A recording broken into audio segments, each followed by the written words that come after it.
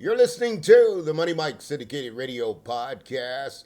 How we doing? How we doing? My question of the day, has Caitlinclark lost respect for Christie Sides? I repeat, has Caitlinclark lost respect for Christie Sides? And it's Christie Sides is the head coach of the Indiana Fever. Yesterday, the Indiana Fever lost a big lead, up by 15, getting ready to start a long road trip.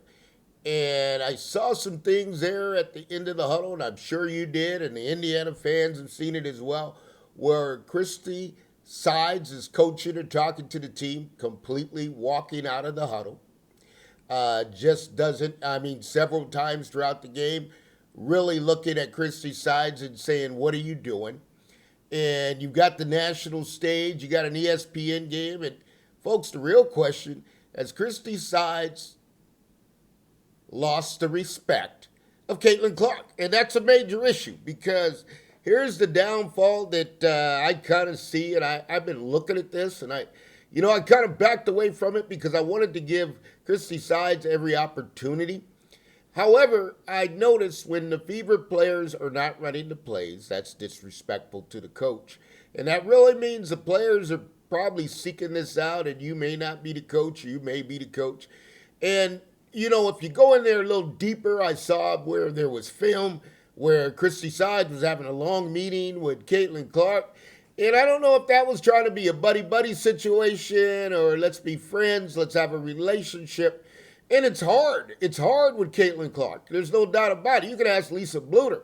Lisa Bluter has a high IQ of basketball, okay, and was able to get it running. And they're just her moments that Caitlin is so demanding, not only upon her teammates, but upon herself. And failure is something she's not accepted. You guys talk about playing 40 minutes. She's a former soccer player, okay, so she could play 100 minutes if they needed to do that. The challenge is to go from Iowa to here and have this where you don't even have an offense. And for the life of me, folks, I told you this. Indiana Fever are going to try to run through this, and they need to get on the road, and they're going to play 5 tough road games. Now, here's the deal. You dropped one you should have had, and this is where Caitlin went kind of sideways on you because she couldn't even get a shot. Now, and let me back up. When you look at it correctly, and you come from my background, and folks, just really quick, I started out with print media. First pro coverage, I did NFL. Aaron Rodgers had to go up to Green Bay, up to Soldier Field. He won the Super Bowl MVP. Came back after that. I covered the credential writer. I covered for Bleacher Report, and also coming out of their credential Sac Cultural Hub. Covered the NBA Sacramento Kings. Also covered the Oakland Raiders and also the San Francisco 49ers. So I have a background in media. I do understand what is taking place. I do tell everyone I don't live off of analytics, and I go off the eye test. Okay, I saw Caitlinclark have 17 points, 13 assists, and not happy. Okay, and not happy. I saw Caitlinclark throughout the game telling players, come on, come up, set the screen. Okay, this is like basic. Give me a high post screen so I can get something to work off. I see Caitlinclark sitting there with 5 players standing around, folks, not moving, not exchanging, not relocating, standing. Caitlin gives it to the post, and that's all the action you get. Now, here's the deal that I got to figure out, and I'm trying to understand with Christie Sides, because here you got Herb Simon. And, folks, normally I don't go down to the player level. I look at the coaches as the horse trainers in the NFL. They got a job to do. Do they know how to do the job? Do they know how to execute? Do they know how to manage a game? Okay, as that was yesterday for Christie Sides, understand I got to manage this game. I'm up by 15, but the game's not over. And you can't put it back on the team. You got to take accountability, and I've been on this for a minute. I told you, I've been looking at these press conferences. When you get a direct question from the media, the Indiana Fever beat writers, they're coming in there and they try to get information for the paper or for their sites or whatever media outlet or media group that they're working with. They're trying to get their job done. They ask you a direct question regarding Caitlinclark, and you refer it back to the team. Okay, I thought that was completely odd because that wasn't the asked question. They were asking for you to give Caitlin some praise on winning ball games for you. Now we go back and we lose this ball game yesterday, Okay, you lose it by a bucket. Now you want to mention Caitlin's name. You never mentioned Caitlin's name entirely throughout the press conference. Folks, go back and take a look, please. I'll tell you. The congregation gets switched to team when they win. Now, when they lose, well, now you start saying, well, Caitlin could have done this, Caitlin could have done that, and that is not happening. And this is the disconnect. This is where the rope has reached, the rubber's meeting the road. They are in like an NFL. If a quarterback, if you draft Caleb Williams, he's not getting along with the offensive coordinator. You can't keep the offensive coordinator. You got to get another coordinator. Somebody that can get in there and get the job done. Now, with Christie Sides, being that you're coming up first tier in the division, Lynn Dunn supported this, supported you. Now, Lynn Dunn, let's talk about the general manager, because Lynn Dunn knows what she's doing. She's won a WNBA championship, okay? She's won over 500 games, okay? Lynn Dunn is not sleep at the wheel, okay? Plus, you got to look at Herb Simon. He's got family. He's got sons, okay? You have individuals that are riding there at the top, and the Indiana Pacers, through patience, obviously, a whole lot of patience. Herb Simon and the Indiana Pacers were playing right in there, getting it done. So you have to look at this and say, there's one thing I do know, that there's always going to be a clashing of heads. Okay, when you have a player on a Hall of Fame trajectory and you don't have a coach on that same trajectory, that Hall of Fame trajectory that's moving up into going to be placed in the Hall of Fame. Lynn Dunn, general managers in the Hall of Fame. So the organization, okay, has a lot of knowledge, and I don't know if they're pushing patience. I don't even know how they're going to band-aid this situation, other than Christie Sides, again, is going to have to take I don't even know how you do this at this point, because here's the deal. You kept pushing it. We got to get better. We got to get better. You kept putting the governor on the card. This is a NASCAR, and you keep putting the governor on it. Well, we got to work through it. We got to be patient. We got to be team. Then finally, Christie Sides says, hey, we're going to run it through Boston. Well, that ain't going to work. Okay, so then you get finally where Caitlin decides, okay, let me implement some more of my game. The passing, which I could do all along. Caitlin's been able to do this passing all along. I'm just in an offense. I send it to the wing, and you ask me to stand here.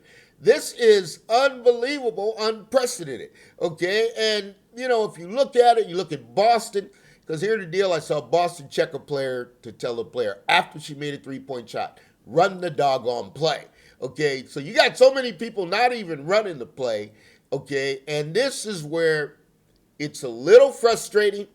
It's an organization, okay? You got, as I said, Jeff Schwartz, XL Sports Management.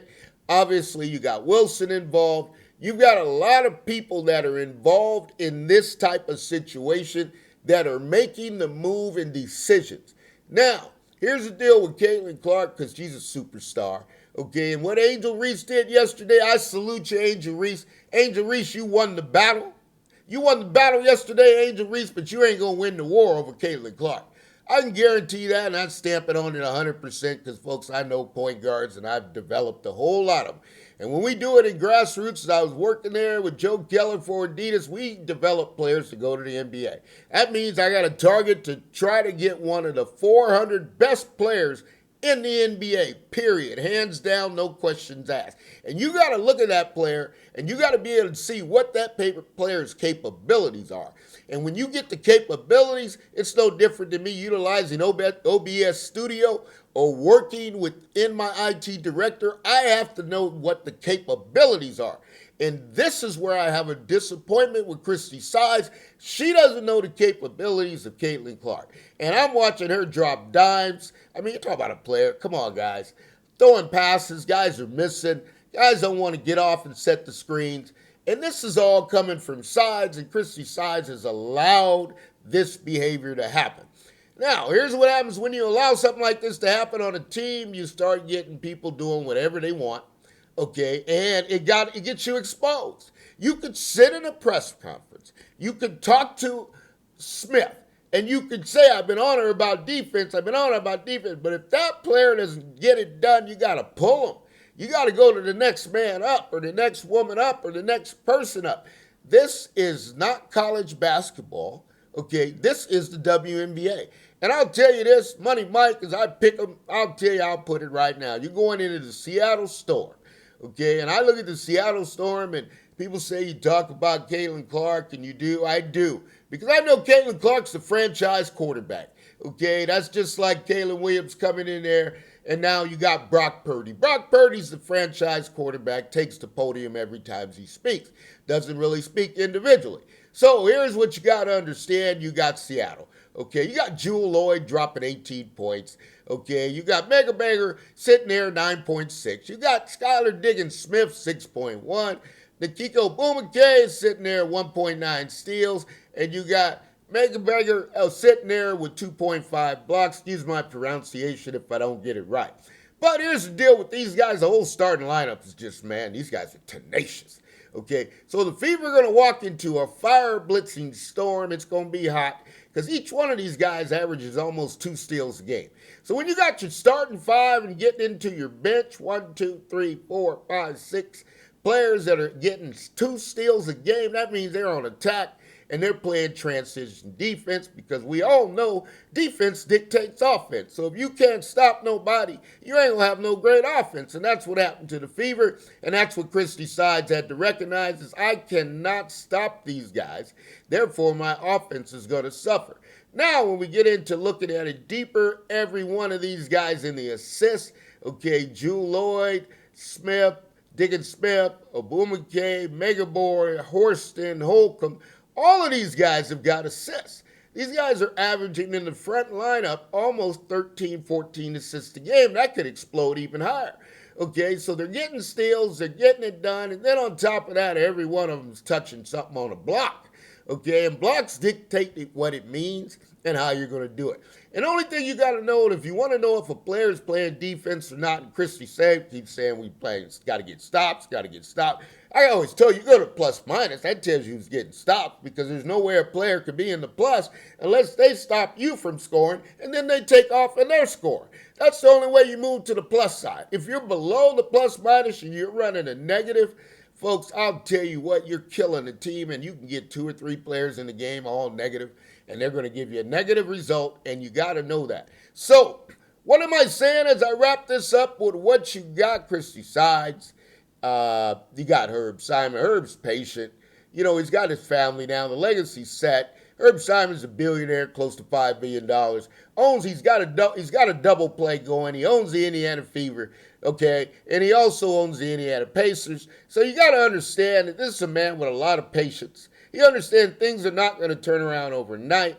He has the utmost faith in the president, Allison Boyle. He's got a faith going in there. And also Lynn Dunn, who is actually running it. So you got to be able to recognize this is what we got. This is how we're going to do it. This is where we're going to end up. Okay, because at the end of the day, you know, they're going to have to look at this closely. I mean, I am not coming down on Christie Sides. I'm just saying it was unfortunate for Christie Sides. You got a player in the kitchen or in the hen roost, okay, that is got a genius IQ of basketball. And if you guys don't connect, she'll never respect you because you're asking her to do things that she calculated and understands, and over time with experience won't work. And that's her frustration. She's like, can you get me somebody that I can talk basketball to? I mean, you're talking about Indiana, and I'm going to tell you about Indiana, my little experience with Indiana, because Indiana's a beautiful place. So I had a chance to see Bobby Knight, and I had to see Jan sit right behind the bench, courtside, dead center, okay, watching Indiana and Illinois play basketball. So that was a treat. You know, Mike Davis took over for Bobby Knight, but one thing I know about Mike Davis is he dug so deep in every player. I mean, every word out of his mouth was profanity, and one player asked to check in the game, and he said, why the blank would I put you in the game? Because every time I put you in the blank game, you don't do nothing. I mean, it was just on. If you haven't seen it, I talk about this bumping with Caitlin Clark. Let me tell you something, folks. Caitlin Clark is coming out of Big Ten. Okay, and everybody knows if you watch the Big Ten men and the Big Ten women play, it's like playing football. So there ain't really no bumps or anything, but I salute the WNBA. I salute the Chicago Sky. Played that game heads up and got a victory. Angel Reese, you won the battle. 25 points, 16 rebounds, getting it done. Caitlin Clark lost the battle. Okay, but Caitlin Clark's trying to win the war. That's the WNBA championship, and she's saying, I can lead us there. And everybody in America is looking at this and seeing the facilitation, and they're agreeing with it. So what do you got? You got a hot mess, okay, that only is going to brew hotter, okay, only brew hotter. Christie Sides just try to get through the road trip. It's going to be a bloodbath. It's going to be brutal. There's nothing going to come out of this road trip because that was a game you were supposed to get to give you momentum against the Storm. Now you didn't get it. Now you're in a chase and trail situation as a coach. And pretty soon by game 5, you're going to be out of excuses, okay, because you may not win a game going out there.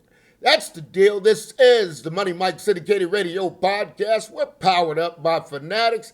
We promise to bring it to you and let you know behind the scenes secret truth of the uncut truth. That's a little secret truth we just gave you. And we'll always tell you all things are possible to those who believe. And we're going to go higher and higher and get better and better. And in this WNBA, I'm loving every minute of it. So stay tuned. We appreciate, we love you for your support. And we promise to each and every day get better and better. As you will require, all things are possible to those who believe.